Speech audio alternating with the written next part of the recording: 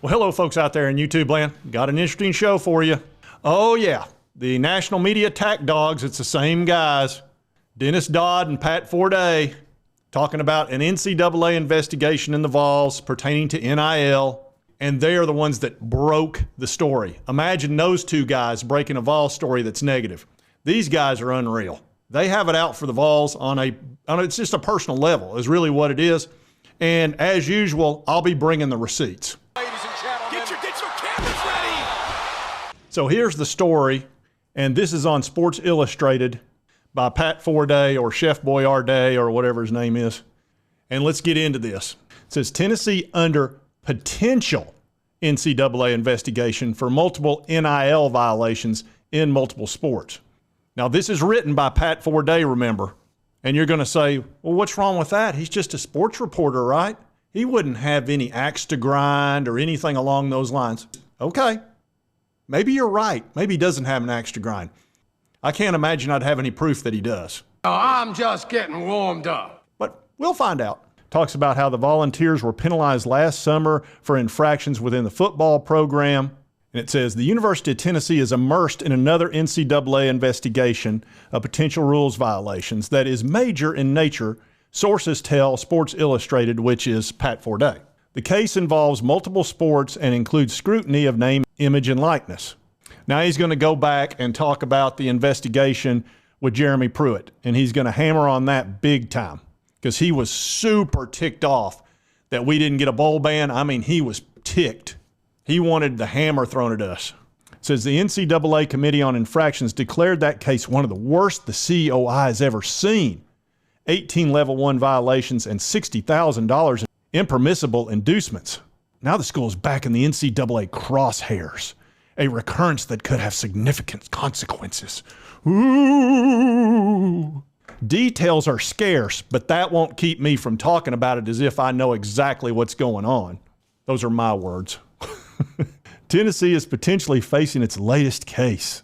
So the school acknowledged the investigation to SI, but declined further comment other than to say it has not received a notice of allegations. The NCAA also declined comment. Says a source familiar with the inquiry tells SI that Tennessee does not believe it has committed any violations in the NIL realm. The source cited NCAA guidance in that evolving area as vague and contradictory. It's super vague and it's super contradictory to the point they had to change the rules because it was so nonsensical. Now, you've noticed they've been going after a lot of schools recently over NIL. Florida State recently over a coach driving a kid to a meeting for an NIL meeting. That was a violation back then, which of course now today would be nothing. And Florida with the Jaden Rashada thing. But here's the difference. Jaden Rashada was promised a bunch of money and never got a dime. Whereas I'm assuming this has to do, and I think there's another story I'm going to show you that talks about Nico and his $8 million deal and all that. Well, Nico came, and obviously he's getting whatever he was promised. So there should be no issue there. But it'll probably be something like, well, somebody talked to him that said, hey, I'm going to let you talk to this person, and it could be something along those lines. Who knows? The rules back then were so weird and so on top of each other that the NCAA didn't know what they were doing. They were just throwing crap at the wall like spaghetti. Now, here's the other story, CBS. This one's actually by David Cobb, but right here, watch this. The NCAA is investigating Tennessee for what are believed to be alleged major violations related to the NIL dealings. Sources confirmed to CBS Sports' Dennis Dodd. So there's your two guys, Pat Forday and Dennis Dodd, who are literally breaking these stories and getting the information with their sources. And in this story, it does say the case centers around quarterback Nico Iamaleava, who signed a record contract with Spire Sports. And again, obviously, he showed up and he's been getting whatever he was promised because we have not heard a negative word from Nico at all. Tennessee has not received the allegations, commenting blah, blah, blah. Says the Volunteers aren't the only prominent program under scrutiny. Talks about Florida, Florida State, and there'll be many others because after they change the rules to make them a little bit more reasonable, they're going to go back and retroactively investigate teams. So in other words, we put out rules that are absurd and we've changed them because they're stupid, but we're going to go back in hindsight and say, oh, well, you should have done it this way now, which is, it's ridiculous.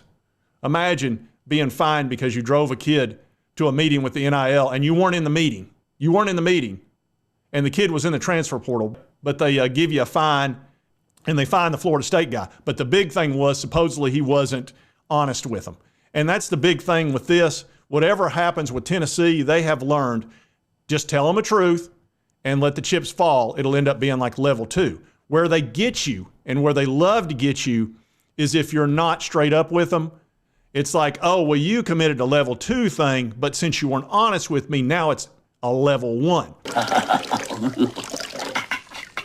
They did that with Bruce Pearl. They did that with the Florida State offensive coordinator. They did that with Jim Harbaugh over cheeseburgers, which if he'd have just said, yeah, I bought him some cheeseburgers, it'd have been level 2, no big deal. Slap on the wrist. But because he told him to stick it, they hammered him with a level 1. Now, here's some information by Adam Sparks of the Knoxville News-Sentinel, and he is not some biased journalist who's going to try to attack the Vols or defend them either. He's very fair, which is nice. It's nice when there's somebody out there who doesn't have an axe to grind. And here he talks about a source with direct knowledge of the ongoing investigation told Knox News that UT feels very strongly that it followed all NCAA guidance related to NIL. Says there's no indication of when violations are alleged to have occurred. Talks about how the NCAA first allowed athletes to receive NIL benefits on June 30th, 2021. Because it had no choice, the Supreme Court allowed it, so they had to do it. They didn't want to, believe me. And then a lot of states passed laws allowing NIL benefits. So the NCAA had to comply. It says, since then, NCAA policies and state laws related have changed constantly, making enforcement a challenge. In May of 2022, the NCAA reinforced to member schools that using NIL benefits as recruiting inducements violates its rules. At the time, the NCAA amended its policy with plans to retroactively investigate improper behavior and NIL collectives involved in recruiting players over the previous 10 months. In October of that same year, the NCAA clarified its rules on the role that schools can play in NIL and said that schools' personnel, including coaches, can assist an NIL entity with fundraising through appearances, etc. So in other words, they realized it was ridiculous that nobody could perfectly follow those rules, so they amended them and changed them. But they're still going to go back and retroactively act like, oh, well, you did something terrible. That's why they're investigating all these schools over this nicky-nack stuff. That's why just tell them the truth. Whatever you do, don't try to mislead them, because that's where they get you. It says, but that NCAA ruling came after Tennessee and other states passed laws permitting universities to have direct and public relationships. So again, they were forced to do it. They didn't do it out of the goodness of their heart or, oh, that's reasonable. No, they did it because they had to. They were forced to be reasonable, which is, look, sometimes that's what you got to do when you've got a institution that won't be reasonable. Once again, the NCAA legislation followed behind state laws and not the other way around. Now let's get into Dennis Dodd and Pat Forday, who had sources. And this was a story from 2018, Nathaniel Rutherford of Rocky Top Insider, and that'll give you an idea of what Dennis Dodd is really like when it comes to the Vols. Back then, he talked about how Coach Butch Jones was actually underrated before the start of 2017. He shouldn't have been on the hot seat. He clearly didn't want him to be fired. It says, during Tennessee's coaching search, Dodd was one of the leading voices in the national media who lambasted Vols fans for their actions towards John Curry and Greg Schiano. He, along with several other media members, including Pat Forday, they were the two leading ones. They painted it as simply as fans pitching a fit because they didn't get the coach they wanted. All the hatred and negativity towards Dodd happened on November 27th with his infamous Bubba for Pigeon Forge tweet, which he intentionally misspelled. It says Dodd has since deleted that tweet, but not only was it complete generalization of Vols fans, casting them as rednecks and simpletons, but he also happened to tweet out that particular insult on the one-year anniversary of the start of the wildfires that engulfed so much of the area in Pigeon Forge. Plus, of course, he misspelled Pigeon Forge to make it out that we're stupid rednecks who don't know how to spell. Ever since then, Vol fans have harbored an understandable distaste towards Dodd, but Dodd decided to dredge up old memories and talk about the Vols coaching search. He did that again later. And it talks about how he couldn't resist taking shots at Vol fans for their actions around hiring of Greg Schiano. And they're never going to let that go. They will hate the Vols forever, those two guys, over the Greg Schiano thing. For some reason, they love Schiano. I don't know why. And he talked about social media and protesting Vols fans as unhinged, said the rest of us cringed. In the deep recesses of the volunteer soul, there emerged miscast outrage over Schiano's never-proven involvement in the Jerry Sandusky scandal. A large portion of those protesters were faux moral ethicists. They simply didn't care to see Tennessee hire a former Rutgers coach that was 68 and 67. All of them should be embarrassed. He also said Vols fans traditionally overvalue their program and claims that this is a fan base that was convinced John Gruden was a possibility. And of course, when they talked about Schiano, they didn't talk about the fact that he had a very uninspiring time at Tampa Bay. Stories about him being an autocrat as head coach of Tampa Bay also raised concerns among Vols fans. And so there were multiple reasons not to hire Greg Schiano. Not only his poor record, but also the fact that he had failed at Tampa Bay and the players didn't like him. And you really kind of want to get along with the players on some level. Now let's see receipt number 2 on Mr. Pat Forday. This was a story he wrote in 2022. Tennessee fans got their way. Now the chickens have fully come home to roost. Says the fan tantrum of 2017 led to the Vols' Jeremy Pruitt debacle, and a new notice of allegations reveal the full extent of the damage. And he says, how successful was the vigilante charge to take back our program, resulting in the hiring of an empty suit athletic director and a dim-bulbed coach who not only lost but cheated with abandon? He says he asked Tennessee Vols fans, how does it feel nearly 5 years later to know that you greased the skids for what now definitely can be called the worst football hire in the 21st century?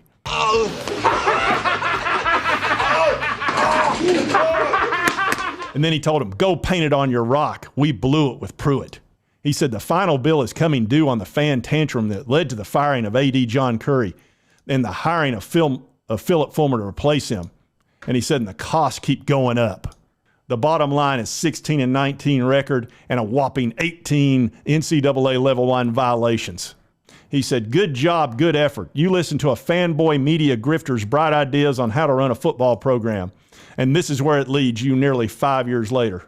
Said you disrupted the attempted hire of Greg Schiano, trumping up a dishonest moral outrage.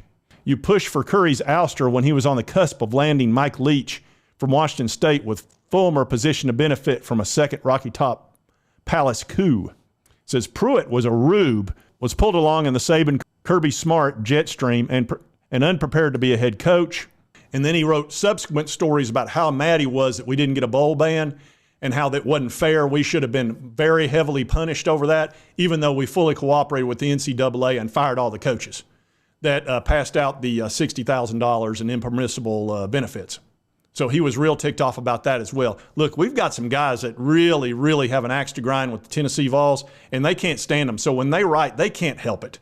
They're going to let their vitriol out on the sheet or on the computer screen nowadays. They just can't stand the Vols. They despise the fan base. They think we're stupid redneck rubes who can't spell, and we're just a bunch of bubbas. And our program sucks, and we deserve to be at the bottom. And that's just how they feel. Look, this is how a lot of these national types are, man. They have their nose stuck in the air, and they think you are beneath them. They believe it in their hearts. And they're going to write about us and the Vols as if we're just country bumpkin, mountain rednecks who can barely function. And that's how they think. That's just how they think. They don't spend any time here. We're in flyover country. You got to realize, guys like this, they love to rub elbows with the big dogs in their big cities, and they're going to take every opportunity to stick it to us. And this is an opportunity. Their so-called sources gave them a little information, and here they come running. And they're going to try to make it out to be the worst thing it could possibly be, because that feeds them. They're so mad that we've been successful the last few years. We won 20 games the last 2 years with Josh Heupel. We've got the number 1 quarterback in the country getting ready to take over, and they just got a nice sight of him in the Citrus Bowl. And this NIL is just a way to kind of pick at us. That's all it is. Because the NCAA has been fighting this the whole way, and now they're going to retroactively go back and try to nitpick every little thing they can on teams. That's what it boils down to. And why not go after the Vols? Because it's not like they're going to get any ramifications for it. The national media is going to applaud it. So anyway, I did want to cover this. Does sound like they're going to be looking at the NIL. I am not surprised by that at all. They're going to probably look at virtually every big team on this. And if they go retroactive when those stupid rules were there that were completely contradictory, which they now know are, they'll get a bunch of teams on some level 2 stuff. As long as the people at Spire Sports and University of Tennessee tell them the truth, it shouldn't be a big deal. The big thing is, don't let a small thing turn into a big thing because they can't stand being lied to, because they think very highly of themselves at the NCAA, okay? They are very, very snooty. And if you lie to them, see, they see themselves as supreme, okay? And everybody else is beneath them, and you'd better come correct or they're going to get you. And they've proven that multiple times. You can't be reasonable with them. That's not how it works. You just go ahead, just tell them the truth and let the chips fall where they may, and they'll hit you with level 2 stuff. And they'll be mad about it. They want you to lie to them so they can push it up and turn it into something big. Oh, it's level 1 now. Now you've done it. Don't let them do that. And here's the thing. The University of Tennessee learned that. They cooperated fully on those 18 violations, and we got hit with a big penalty and some scholarship reduction and a few other things. We didn't get hit with the bowl ban. And if you tell them the truth, that's pretty much how that's going to play out. Now, they're going to try to scare you with all this repeated offender crap. Look, there's going to be level 2 stuff that happens every year at every school. We're going to have level 2 stuff. The rules are so complicated that if you accidentally talk to somebody on the wrong day or you respond to a tweet, that can be a level 2 violation. So you're going to have some of that at every school. But I'm not going to let this worry me too much, honestly, and especially coming from those sources. Dennis Dodd and Pat Forday, if they are the source or they're the ones that are breaking the news, I'm going to take it with a huge grain of salt, and so should you. And if you like this content, be sure to hit that like button. Let's be able to continue to cover my Vols, the SEC, and all these big breaking stories. If you've not subscribed, it's on your right, my left. Hit this little button. I would appreciate it. Costs you nothing. Helps you keep up with my videos. And right over here's the most recent video YouTube thinks you'll enjoy. We'll see you next time on Sports Talk Jay.